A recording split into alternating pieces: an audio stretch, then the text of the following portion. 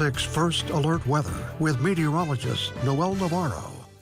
Welcome back, everybody. What a scorching start to June in Upper Michigan. Hot and dry, and we're still dealing with poor air quality for tomorrow. We got air quality advisory UP-wide through the end of Tuesday. It'd be unhealthy air quality levels for some of us, especially with respiratory ailments, lung disease, heart disease as well. As far as the fire danger, we're looking at low to moderate for the western half of the region for the central and eastern counties until we do get some rain, or it could be a very high fire risk for tomorrow. So hold off on it until we get some rain. It is on the way. Got a northern plains system coming, and ahead of it, a line of rain and thunderstorms, but it's starting to lose its energy because it's been flowing over the dry atmosphere of the western Great Lakes region at this time. To your future radar and temperatures, there's a chance for some light occasional moderate rain across the western UP past the midnight hour, and they'll start to taper the further east it goes as it goes into central and eastern upper Michigan. By the time we get to your morning drive, we're going to look at spotty rain still,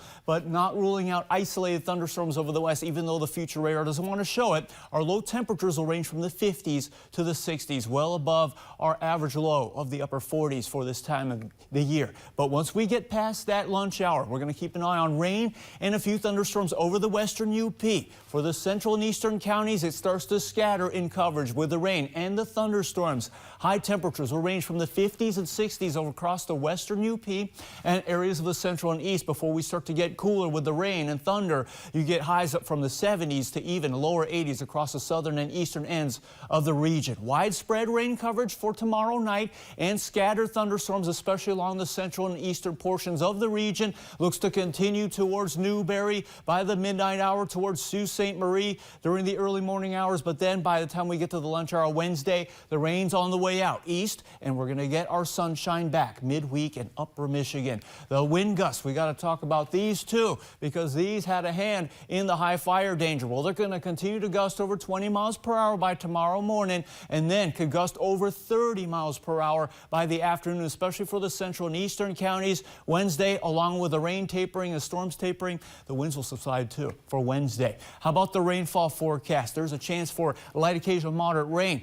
near half an inch for areas of the west and central before the lunch hour. But after the lunch hour, totally different story. There's a chance for an inch and a half for some areas along the central UP. The rainfall forecast showing it in purple. By the time we get to Wednesday morning, there's a possibility of over 2 inches of rainfall for some areas along the central, and we can't rule out flash floods. And we also can't rule out an isolated risk of thunderstorms that could produce damaging wind and hail for the central and eastern UP.